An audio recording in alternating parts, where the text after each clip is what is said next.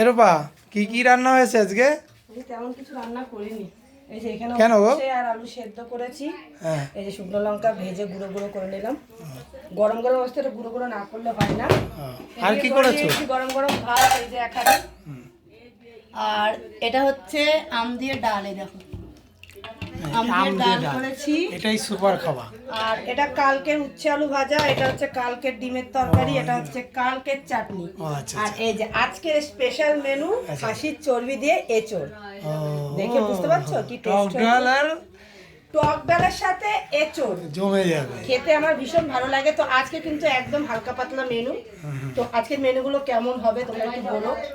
টক ডালের সাথে এঁচোড়, আর সেটা হচ্ছে চর্বি দিয়ে, অনেক মজার। তোমাদের এটা হলে তো আমার কিচ্ছু লাগে না, মানে এই জিনিসটা আমি ভীষণ ভালো খাই। উচ্ছে আলু সিদ্ধ ভীষণ ভালো খাই, ভীষণ। তো চলো আজকে তো এই মেনু। বেশ ভালো, খাবারটা আজকে জমে যাবে। হ্যাঁ, প্যাকেটটা দেখো, এটা নাও। এরকম করছে, দেখো হাতে নিয়ে এরকম করছে। কি এগুলো, এই দুটো প্যাকেটে কি এনেছে? ছোট প্যাকেটটা কি সুন্দর দেখো, তাই না? ও কি ভালো তো? কালাকাত। কে ভালো খায়? আমি।